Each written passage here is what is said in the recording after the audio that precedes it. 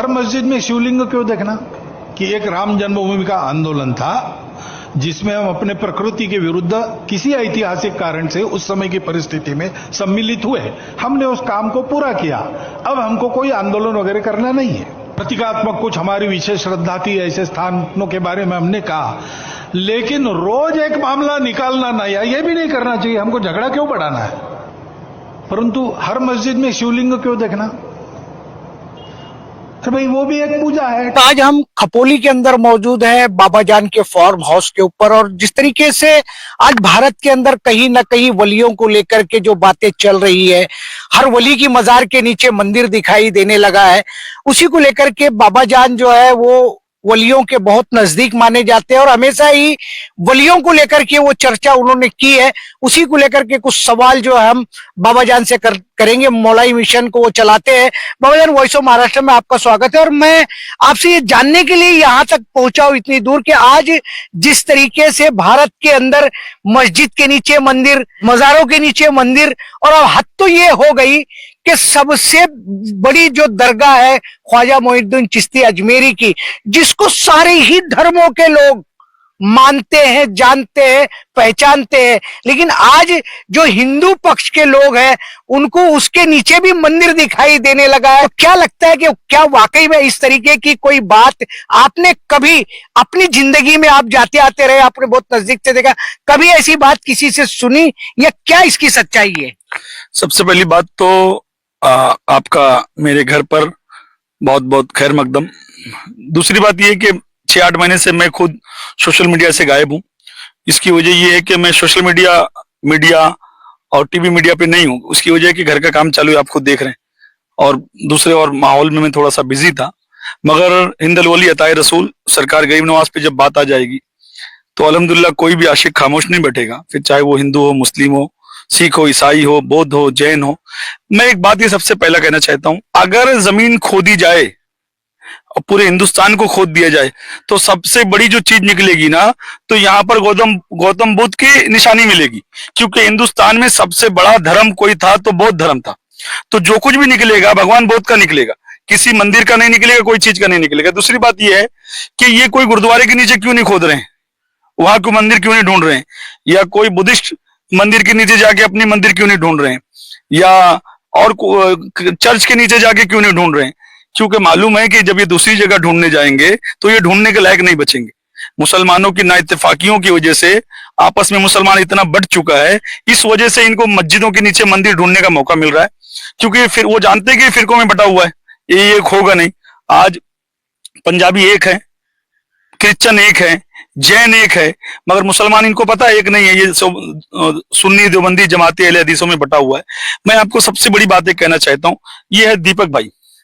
ये इनसे पूछो कि सूफी संत की कोई जात या कोई धर्म नहीं होता है। ये हमारे जयभीम है कामले साहब, इनसे पूछो कि जात धर्म सूफी संतों के नजदीक कोई मायने नहीं रखती। उनके नजदीक मोहब्बत और भाईचारा ही मायने रखता है।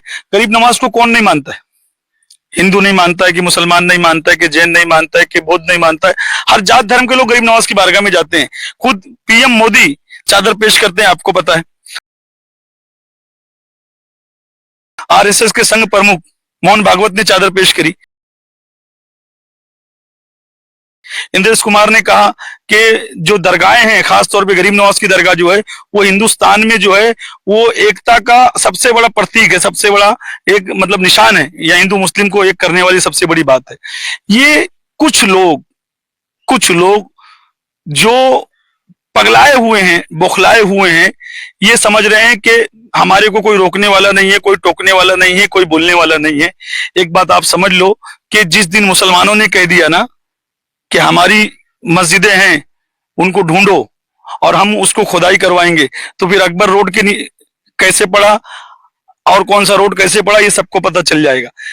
एक बात याद रख लेना, अजमेर शरीफ हिंदल वली अताए रसूल की बारगाह इसी बारगाह है कि उनके बैठाए हुए ऊंट जो कि जयपाल नहीं उठा सका, उस वक्त का बादशाह नहीं उठा पा।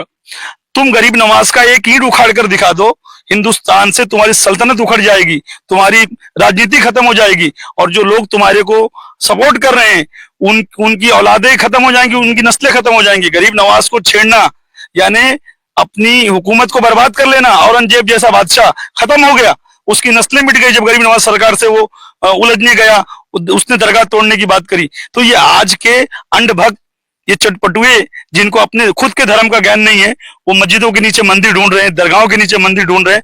उनके दिल में कभी मंदिर बसी है क्या आज तक? उनके दिल में राम बसा है क्या? वो जय श्री राम का नारा नहीं है, जय सिया राम का नारा है। उनको नारा भी नहीं मालूम है कि नारा क्या लगाना चाहिए। ये मस्जिदों के नीचे मंदिर ढूंढेंगे, दरगाहों के नीचे मस्जिद मंदिर ढूंढेंगे। ये वक्त करीब है कि बहुत जल्दी इनका हिसाब किताब हो जाएगा। और याद रख लेना, गरीब नवाज से जो भी टकराया है वो उसकी नस्ल खत्म हो गई, उसका वजूद खत्म हो गया, और बहुत जल्द इनका भी वजूद खत्म हो जाएगा। बाबा, जिस तरीके से आपने बातों बातों में आरएसएस संघ प्रमुख मोहन भागवत जी का नाम लिया, मोहन भागवत जी ने बाबरी मस्जिद के मैटर के बाद में उन्होंने खुले मंच से ये कहा था कि अब हिंदू समाज को जो है किसी दरगाह के नीचे या किसी मस्जिद के नीचे अब मंदिर ढूंढने की आवश्यकता नहीं है।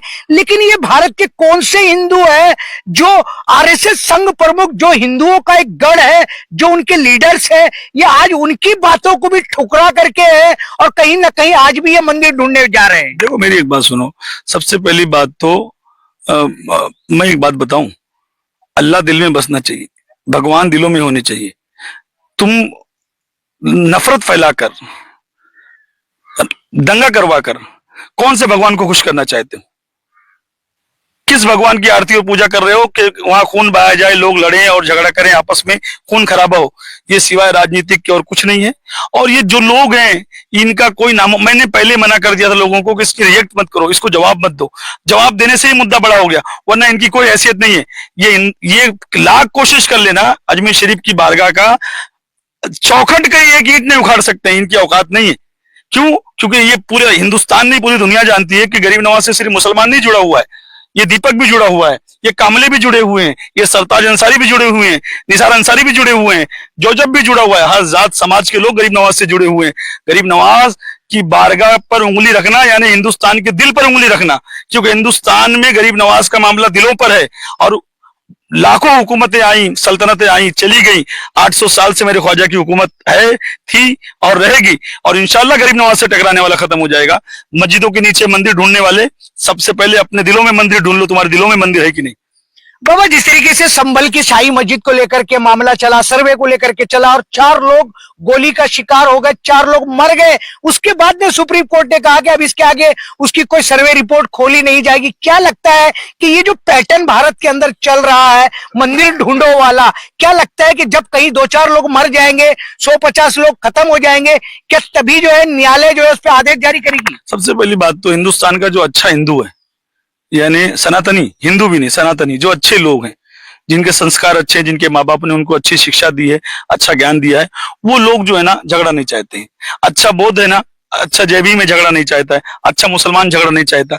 ये उनका काम है। जो आवारा कुत्ते हैं, जो बेनस्ल पैदा हुए हैं, जिनके बाप का पता नहीं है, ये हिंदुस्तान को लड़ाना चाहते हैं आपस में। वरना जो नेक लोग हैं, जो अच्छे हैं, जिनके माँ बाप अच्छे हैं, जिनकी परवरिश अच्छी है, वो कभी झगड़ा नहीं चाहेगा। आज मरने के बाद सुप्रीम कोर्ट जागा है कि भाई अब सर्वे नहीं होगा। वो 4 लोग जो मर गए, उनके घर वालों का क्या, उनके बच्चों का क्या? अगर यही 4 मुसलमान की जगह कोई और जाति के मरे होते तो अब तक तो आग लग गई होती हिंदुस्तान में। मगर मुसलमान सबर कर रहा है। तो मुसलमान सबर कर रहा है, इसका यह मतलब नहीं कि मुसलमान डरपोक है, मुसलमान किसी से डरता है। मुसलमान कभी किसी से डरा नहीं है और ना मुसलमान डरता है। मुसलमान इसलिए सबर कर रहा है कि वो हिंदुस्तान का, भारत का माहौल खराब होना नहीं चाहता है कि भारत का माहौल खराब हो जाए, यहाँ के हालात खराब हो जाए। क्योंकि हम भारत से इतनी मोहब्बत करते हैं कि इसी मिट्टी में पैदा हुए हैं और इसी मिट्टी में हम दफन हो जाएंगे, हम इसी मिट्टी में ही चले जाएंगे। हमारी राख भी उड़ के कहीं नहीं जाने वाली है, हम तो इसी में मिल जाएंगे। तो हम इस मुल्क से इतनी मोहब्बत करते हैं क्योंकि हमको अल्लाह के रसूल ने फरमाया है, वतन से मोहब्बत ईमान का हिस्सा है। तो इसकी मोहब्बत भी हमारे लिए ईमान है। अब अगर ये बोलें कि आपकी मंदिर के नीचे हमारी मस्जिद है, हमको हमारा तालीम ये नहीं देता है कि हम दूसरे का मंदिर उजाड़ कर अपनी मस्जिद बना लें, चर्च उजाड़ कर अपनी दरगाह बना लें। हमको इसकी, हमारा इस्लाम इजाजत नहीं देता है। और जो लोग ये कर रहे हैं, उनको ये सोचना चाहिए कि सिर्फ तुम हिंदुस्तान का, भारत का माहौल खराब कर रहे हो, इसके सिवा कुछ नहीं कर रहे हो। जिस तरीके से बाबा ने बहुत सारी बातें कही हैं और बातें चल रही है भारत के अंदर, एक नया पैटर्न जब से आया है मंदिर ढूंढो और भारत खोदो वाला।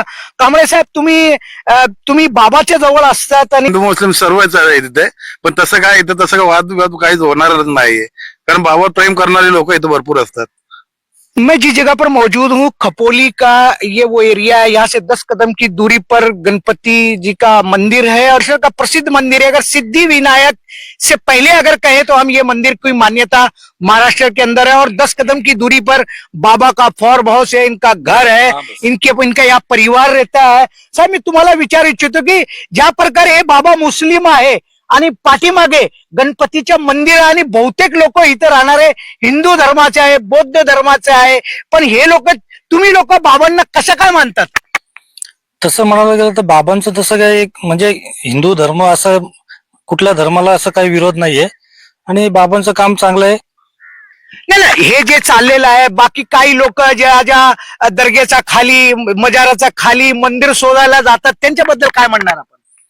त्यांच्याबद्दल म्हणणं असंच आहे की ते चुकीचं आहे. तसं म्हणायला गेलं तर जिथे मंदिर आहे जिथे दर्गा आहे तिथेच राहणार ते. बहुत अच्छी बात भाई ने कही है कि भारत में जातीय सलोखा जो है ये आज से नहीं है, ये सदियों से है। देश आजाद हुआ 1946 से पहले से यहाँ जो शासन रहे, जो शासन करने वाले लोग रहे, जातीय सलोखा उसमें भी था और आज भी है।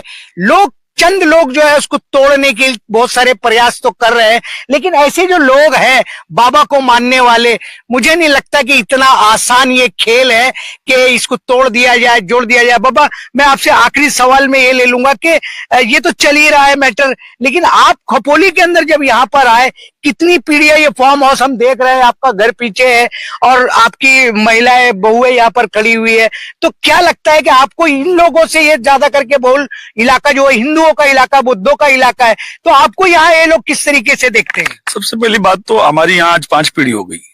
फाटे पे यशोर नगर में हमारा घर है, दादा के अब्बा हमारे यहाँ आए थे, आज मेरा बेटा है, यानी हमारी 5 पीढ़ी हो गई और यहाँ पर कभी कोई हिंदू मुस्लिम का दंगा नहीं हुआ। यहाँ सब मिलजुल के रहते हैं। अभी हमारे दीपक ने क्या कहा कि बाबा के साथ ऐसा कुछ है नहीं, क्योंकि बाबा से सब हर जात धर्म के लोग प्यार करने वाले। मेरा सिर्फ इतना कहना है ना कि जब आप प्यार बांटोगे तो आपको उसके बदले में प्यार ही मिलेगा, नफरत दोगे तो आपको लोग नफरत करेंगे। तो सबसे आसान चीज है लोगों से प्यार करना, मोहब्बत करना। और यहाँ पर मैं ये समझता हूँ कि हर जात हर समाज के लोग मुझसे प्यार करते हैं, खाली खपोली में नहीं, पूरे रायगढ़ में, पूरे महाराष्ट्र में, पूरे हिंदुस्तान में। उसकी वजह यही है ना कि मैंने सिर्फ लोगों से प्यार किया है, मैंने जात धर्म के नाम पर कभी किसी से बातें नहीं की और मुझको जाति धर्म में पढ़ना नहीं है। अगर इंसानियत नहीं है तो जात धर्म लेके हम क्या करेंगे? और यही शिक्षा मेरी सबके लिए, यही तालीम सबके लिए कि नफरतों से बाहर निकलो, मोहब्बतों में आओ, जात धर्म से बाहर निकलकर पहले इंसानियत की बात करो। अगर इंसानियत ही मर जाएगी तो आप जात और धर्म लेकर क्या करोगे? चलिए, जिस तरीके से बाबा जान ने बात की है, ये अजमेर की जब हम बात करते हैं या वलियों की दरगाहों की जब बात करते हैं, भारत के अंदर जो इतिहास उनका बताया जाता है, आज हम इस फार्म हाउस जंगल के बीच में बैठे हुए हैं और एक जमाना था हजारों साल पहले जहां बाबा आए थे वहां भी इसी तरह का जंगल था। बाबा आए जंगल के अंदर और उन्होंने लोगों से मोहब्बत की और मोहब्बतों का पैगाम दिया और वो जंगल आज आबाद होकर के शहर बन गया है। लोग वहां आते, लोगों की श्रद्धाएं जुड़ी हुई है। बाबा क्या ऐसा नहीं लगता कि आने वाले कल में अगर इस ये आज खाली जगह है, ये जंगल है, चारों तरफ बियाबान है और कल आपकी यह मजार बना दी जाए तो 1000 साल के बाद में हो सकता है तुम्हारी मजार के नीचे भी लोग यहाँ मंदिर ढूंढने लगेंगे? देखो, पहली बात तो कबीर दास की उल्टी बानी, बरसे कंबल भीगे पानी। कबीरा खड़ा बाजार में सबकी मनावे खैर, ना कोनों से दोस्ती ना कोनों से बैर। एक बात याद रखो कि अगर लोग मेरी मजार को मंदिर समझ के भी पूजेंगे तो भी मैं खुश हूं और मुसलमान दरगाह समझ के पूजेंगे तो भी मैं खुश हूं, क्योंकि मेरा तो काम ही है मोहब्बत बांटना। जो नफरतों में है, जो नफरत फैलाना चाहते हैं, वो अपने घर में मंदिर नहीं बना सकते, वो बाहर मंदिर